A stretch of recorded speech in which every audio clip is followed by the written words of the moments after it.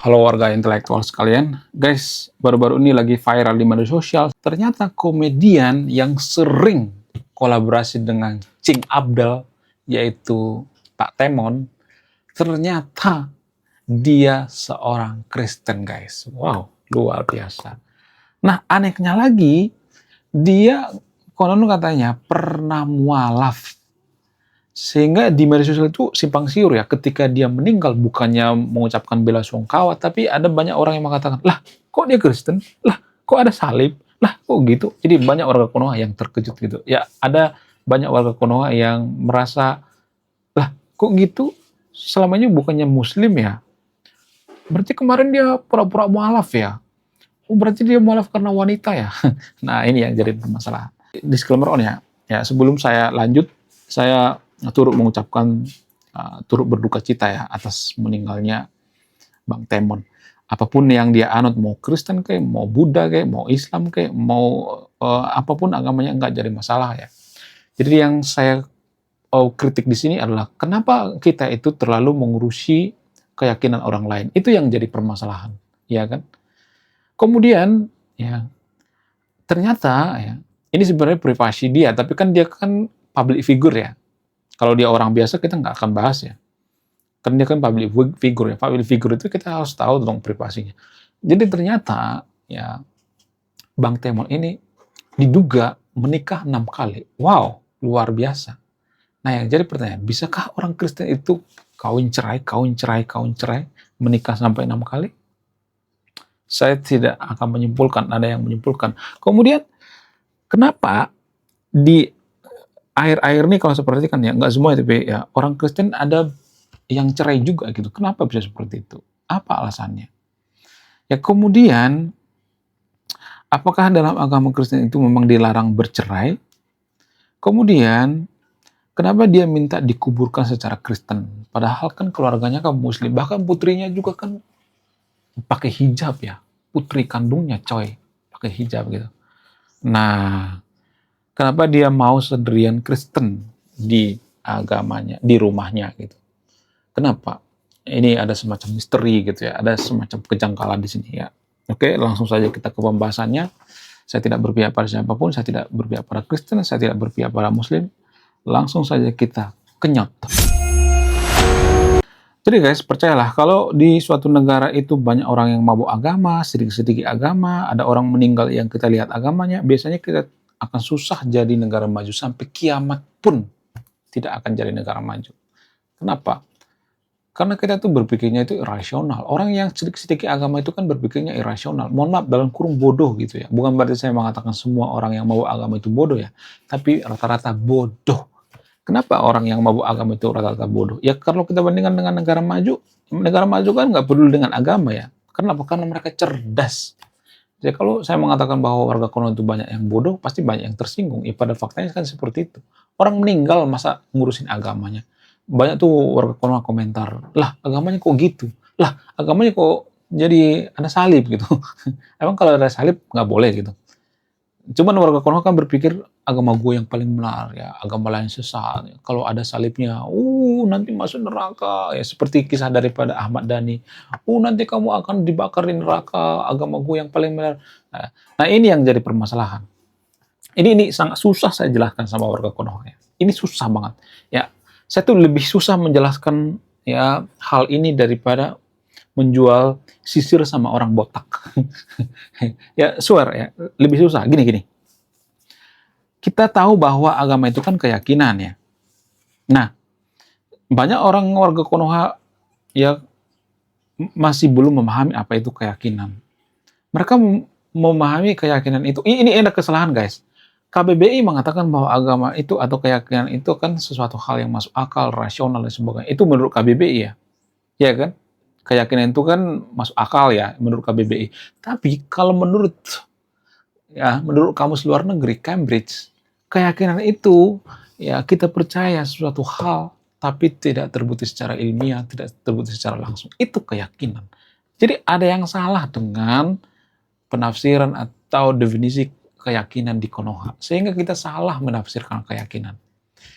Ya, jadi kalau kita tidak salah menafsirkan keyakinan, ini nggak bakalan terjadi gitu ya, kita nggak bakal merasa bahwa agama kita paling benar gitu. Orang-orang negara maju itu, nah ini dua hal yang berbeda ya. Orang-orang negara maju itu berpikir bahwa ya agama itu kan keyakinan.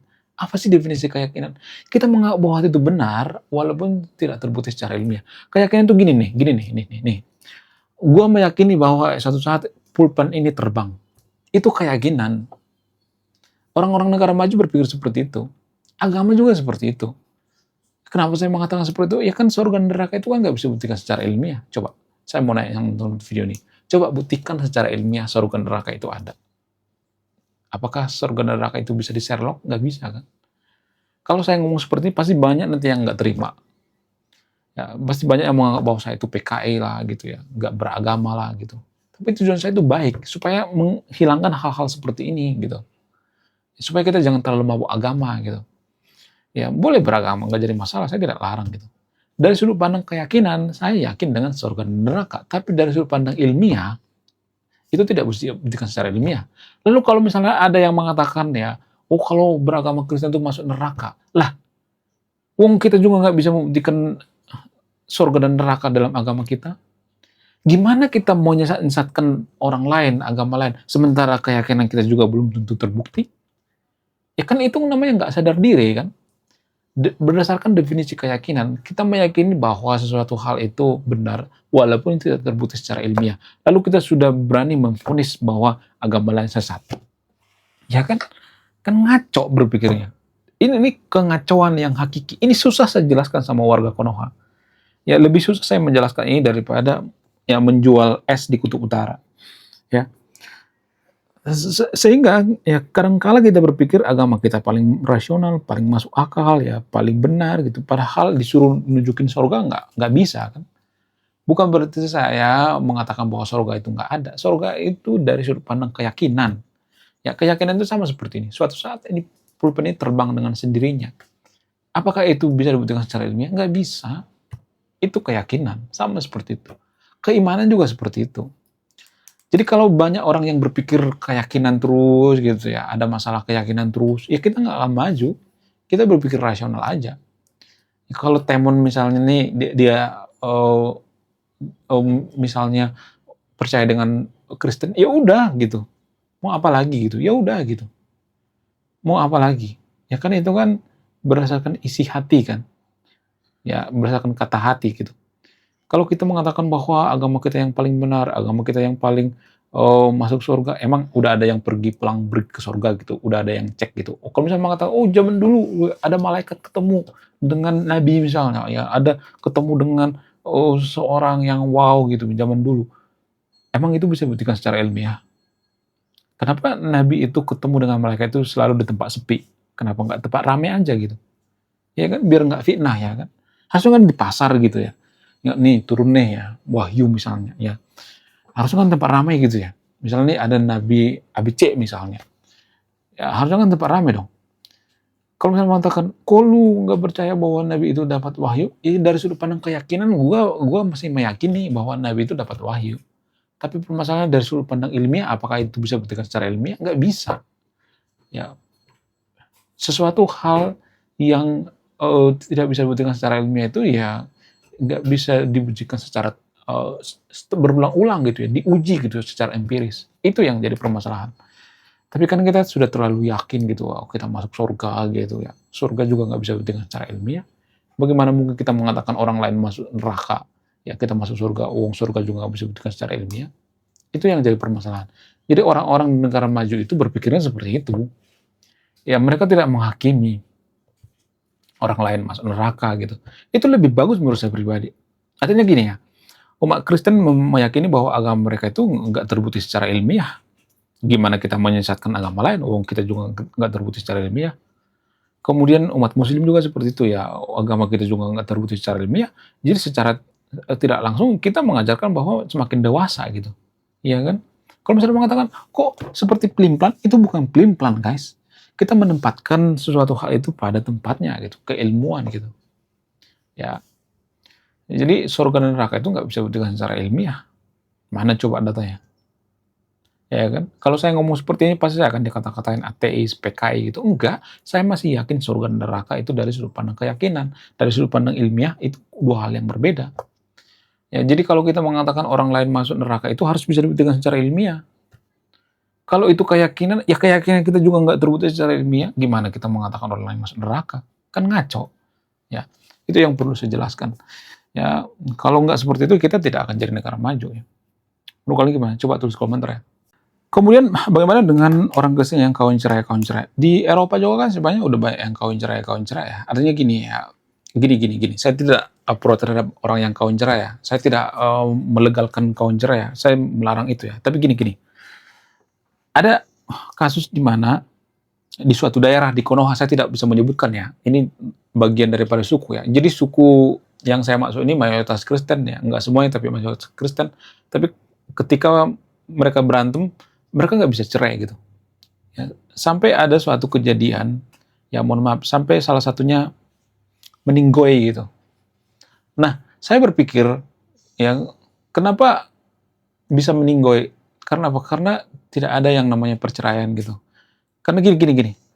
Kan saya susah menjelaskan ya. Meninggoy karena apa? Ya biasalah gitu ya. Permasalahan rumah tangga. Ada yang seperti ada yang stres dan lain sebagainya. Ya ada yang menggunakan ini gitu ya. Saya tidak bisa menyebutkan ya. Ini sangat berbahaya. Tapi kalau seandainya dia minta cerai ya, lalu dia menikah sama orang lain lagi, itu kan dia kan nggak bakal meninggal kan. Bisa aja pasangan kita itu sudah benar-benar muak dengan kita gitu ya. Ya cerai itu nggak jadi masalah kan. Menurut keyakinan saya ya, boleh dong ya. Daripada mati ya kan.